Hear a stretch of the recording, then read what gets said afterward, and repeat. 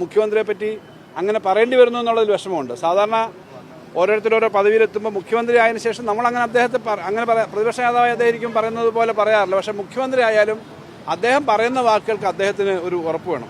ഇങ്ങനെ ഒരു ഒറ്റ ദിവസത്തെ വാർത്ത ഒരു റീല്, അപ്പോൾ റീല് കാണും എല്ലാവരും കൈയടിക്കും. അങ്ങനെ റീല് കണ്ട് കൈയടിക്കാൻ പോകേണ്ട ഒരു പോസ്റ്റ് അല്ല മുഖ്യമന്ത്രിയുടേത്. രണ്ട് കാര്യങ്ങൾ ഇന്ന് സഭയിൽ അദ്ദേഹം പറഞ്ഞതുമായി ബന്ധപ്പെട്ടിട്ടാണ്. എന്ത് കാര്യവും വിശ്വസനീയമായിട്ട് അവതരിപ്പിക്കും, അടിസ്ഥാനമില്ലാതെ തന്നെ എന്നുള്ളതാണ് നമ്മുടെ മുഖ്യമന്ത്രി സ്വീകരിക്കുന്ന സമീപനം. ദൗർഭാഗ്യകരം എന്ന് പറയട്ടെ, മുഖ്യമന്ത്രിയെ പറ്റി അങ്ങനെ പറയേണ്ടി വരുന്നു എന്നുള്ളതിൽ വിഷമമുണ്ട്. സാധാരണ ഓരോരുത്തരോരോ പദവിയിലെത്തുമ്പോൾ മുഖ്യമന്ത്രി ആയതിനു ശേഷം നമ്മളങ്ങനെ അദ്ദേഹത്തെ പ്രതിപക്ഷ നേതാവായി അദ്ദേഹം പറയുന്നത് പോലെ പറയാറില്ല. പക്ഷേ മുഖ്യമന്ത്രി ആയാലും അദ്ദേഹം പറയുന്ന വാക്കുകൾക്ക് അദ്ദേഹത്തിന് ഒരു ഉറപ്പ് വേണം. അദ്ദേഹം പറഞ്ഞു ഫെബ്രുവരി മാസത്തിൽ ഇതേപോലെ ഫെബ്രുവരി 24 മറ്റൊരു ഡേറ്റ് പറഞ്ഞു. ഫെബ്രുവരി 24 ഇതേപോലെ തന്നെ സബ്ജക്ട് കമ്മിറ്റി പോവാതെ ബില്ല് വന്നിട്ടുണ്ട്.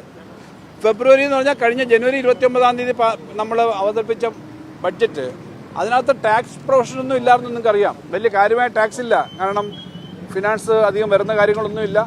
അങ്ങനത്തെ കാര്യം ഇല്ലാത്തതുകൊണ്ട് തന്നെ ഈ ഒരു പ്രശ്നമില്ല.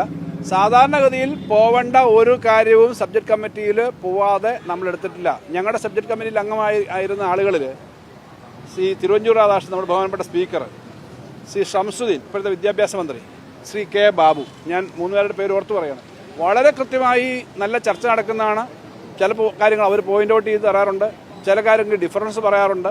അപ്പോൾ സബ്ജക്ട് കമ്മിറ്റിയിൽ സാധാരണ പോവാതെ ഒന്നും ഒളിച്ചു കടത്തേണ്ട ഒരു കാര്യവും നമുക്കില്ല. കാരണം ഇപ്പം തന്നെ ഈ ബക്കാടിയായിട്ടെന്ന് പറയുന്ന വിവാദമായ വീര്യം കുറഞ്ഞ മദ്യം, വാസ്തവത്തിൽ വീര്യം കുറഞ്ഞ മദ്യത്തിനെ സംബന്ധിച്ച് നമ്മൾ നികുതി തീരുമാനിച്ചിട്ടില്ലല്ലോ. നികുതി ഘടന തീരുമാനിക്കാഞ്ഞത് പർപ്പസ്ഫുള്ളായിട്ടാണ്. വളരെ വലിയൊരു സെറ്റിലേക്ക്, കുട്ടികളടക്കമുള്ള ആളുകളിലേക്ക് ഇത് പോകാൻ പാടില്ല എന്നുള്ളത് കൊണ്ട് നികുതി വകുപ്പിൻ്റെ ചുമതലയുള്ള ധനകാര്യ വകുപ്പ് മന്ത്രി എന്ന നിലയിൽ ഞാൻ തന്നെയാണ് അത്തരം ഒരു കാര്യം അത് നമ്മൾ അനുവദിക്കാതിരുന്നത്. തീർച്ചയായിട്ടും LDFൻ്റെ ഒരു പൊതു നയത്തിൻ്റെ ഭാഗമായിട്ടാണല്ലോ മന്ത്രി എന്ന നിലയിൽ ഞാൻ അത് അനുവദിക്കാതിരുന്നത്. അപ്പോൾ അങ്ങനെ തന്നെ ഞങ്ങളത് പിടിച്ചു വെച്ചിരുന്നതാണ്. നിങ്ങൾക്കറിയാം, 10,000 കോടി രൂപയുടെ ബിസിനസ് വരുന്നൊരു മാർക്കറ്റാണ് ഇമ്മീഡിയറ്റ് ആയിട്ട്. അത് നമ്മൾ അനുവദിക്കാതിരുന്നത് സംസ്ഥാന സർക്കാരിന് പണം കിട്ടുമോ നഷ്ടം വരുമോ തുടങ്ങിയ കാര്യങ്ങളെക്കാൾ ഉപരി അത് ഈ ഒരു പുതിയ സെക്ഷനിലേക്ക് കൂൾ ഡ്രിങ്ക്സ് പോലെ ഇത് കുടിക്കുന്നൊരു ഹാബിറ്റ് വരും എന്നുള്ളത് കൊണ്ട് തന്നെയാണ്. ഇവിടെ അദ്ദേഹം പറയുന്നത് ഒരു ന്യായം കിട്ടാൻ വേണ്ടിയിട്ട് എവിടുന്നോ എടുത്തിട്ടാണ്. നിങ്ങളും അപ്പോൾ തന്നെ വാർത്ത കൊടുക്കും, ഫെബ്രുവരി 24 കൂടിയില്ലേ. ഇങ്ങനെ ഒരു ഒറ്റ ദിവസത്തെ വാർത്ത ഒരു റീല്, അപ്പോൾ റീല് കാണും എല്ലാവരും കൈയടിക്കും. അങ്ങനെ റീല് കണ്ട് കൈയടിക്കാൻ പോകേണ്ട ഒരു പോസ്റ്റ് അല്ല മുഖ്യമന്ത്രിയുടേത്.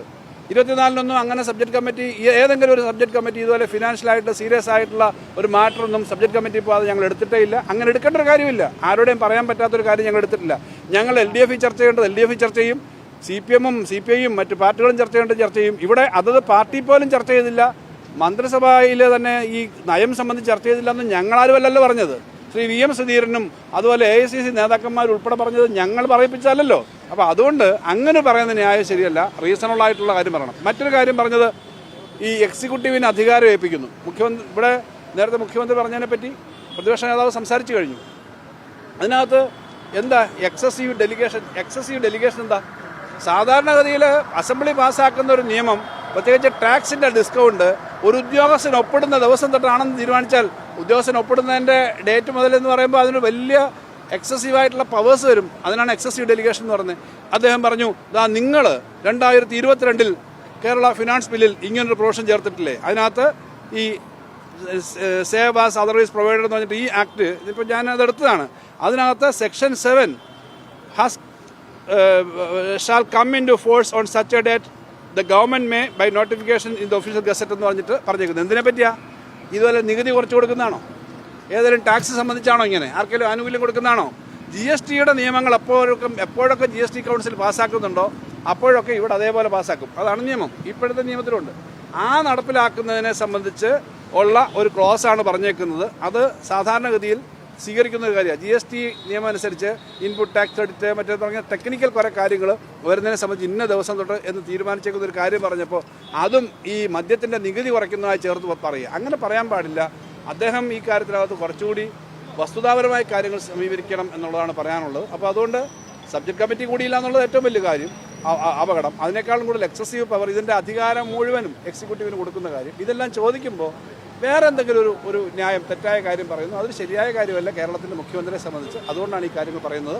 അദ്ദേഹം പറഞ്ഞ ഏത് ഡോക്യുമെൻറ്റും നിങ്ങൾക്ക് എടുത്ത് നോക്കാവുന്നതാണല്ലോ. മുഖ്യമന്ത്രി നിയമസഭയെ തെറ്റിദ്ധരിപ്പിച്ച അതൊരു അവകാശ ലംഘന പ്രശ്നമല്ലേ?